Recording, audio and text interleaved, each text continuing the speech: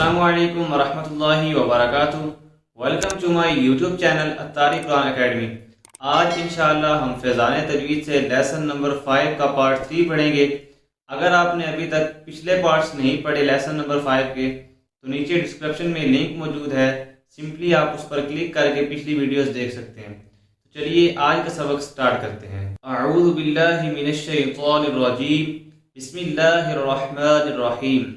इस्तिलाहात ज़रूरिया हम पढ़ रहे थे, एसेंशियल टर्म्स ऑफ तजवीद।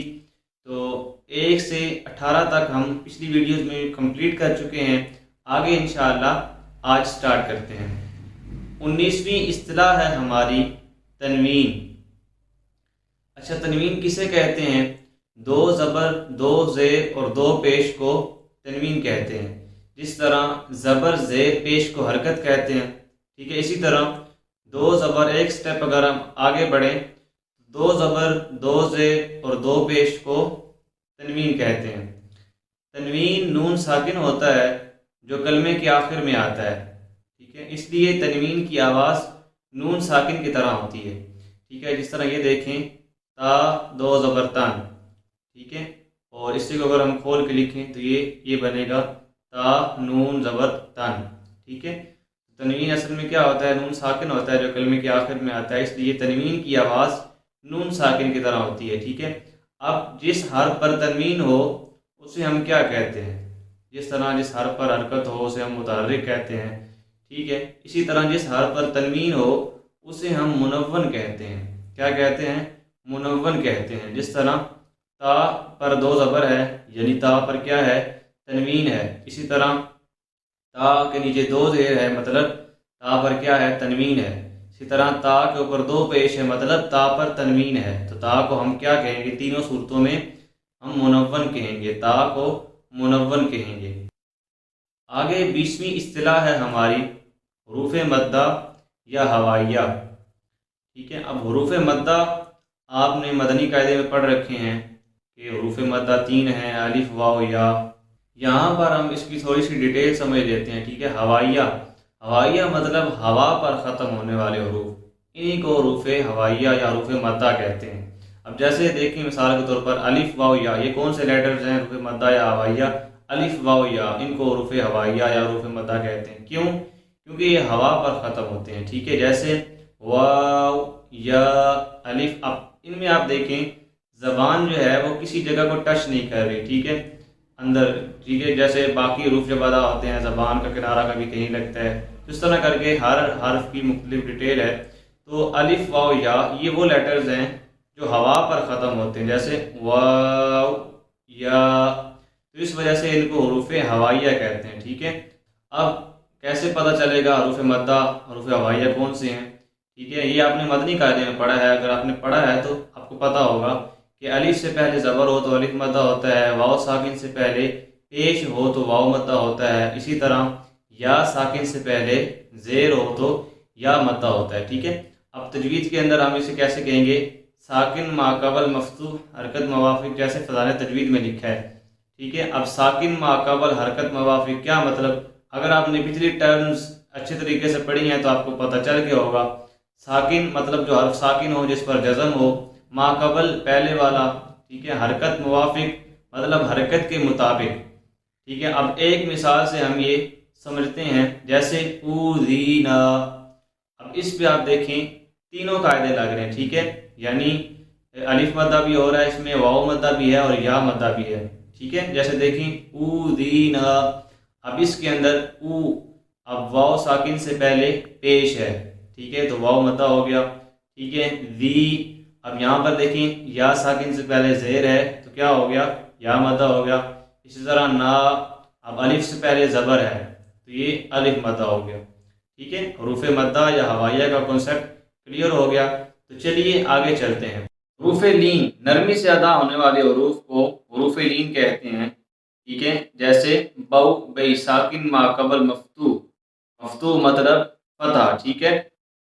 साकिन माक़बल मफ्तूह का मतलब ये है कि साकिन से पहले वाला जो हर्फ है उस पर फतह होनी चाहिए। तो हमने पीछे पढ़ा है जिस हर्फ पर फतह हो उसे हम मफ्तूह कहते हैं, ठीक है। तो साकिन माक़बल मफ्तूह जब होगा, ठीक है, واو ساکن سے یا ساکن سے پہلے، تب کیا ہوگا؟ واو لین ہوگا اور یا لین ہوگا، ٹھیک ہے؟ جیسے یہ والی اگزامپل آپ دیکھ سکتے ہیں۔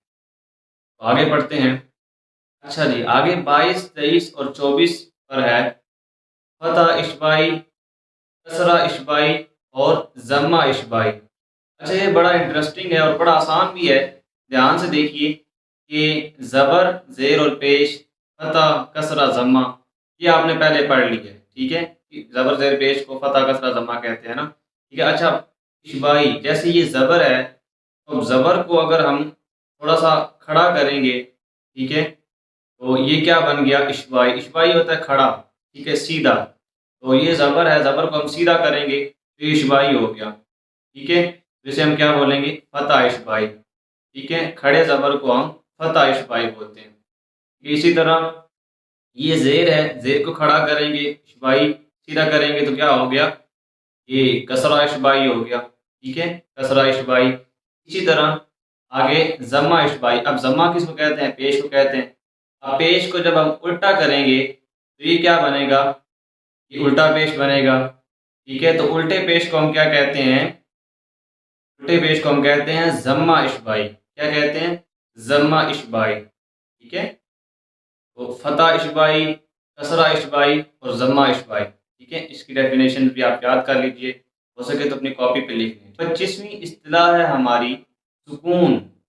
سکون کسے کہتے ہیں؟ جزم کو سکون کہتے ہیں، ٹھیک ہے؟ اور جس حرف پر سکون ہو اسے ہم ساکن کہتے ہیں، جس حرف پر جزم ہو اسے ہم ساکن کہتے ہیں۔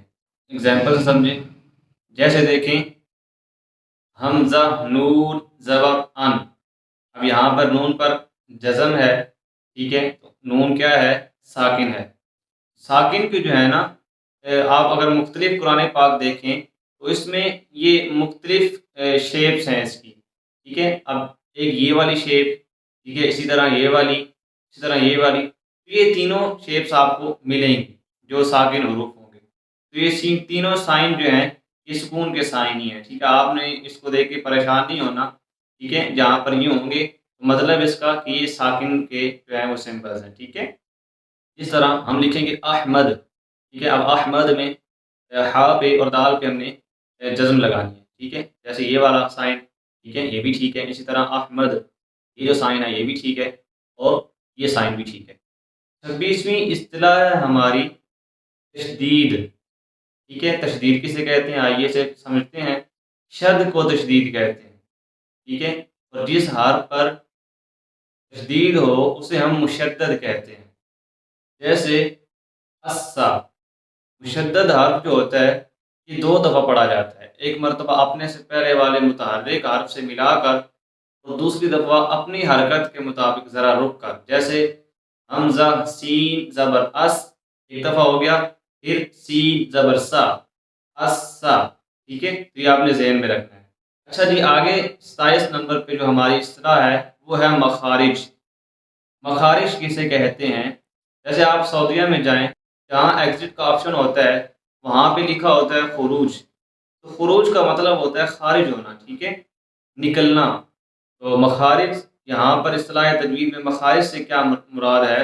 منہ کے وہ حصے جہاں سے حروف ادا ہوتے ہیں، منہ کے وہ حصے جہاں سے حروف ادا ہوتے ہیں اسے مخرج بولتے ہیں، اسے کیا بولتے ہیں؟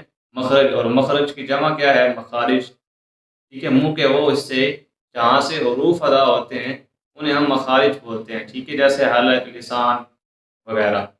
تو آج ہماری 27 اصطلاحات یہاں پہ مکمل ہو چکی ہیں، 27 ایسینشل ٹرمز آف تجوید کمپلیٹ ہو چکی ہیں۔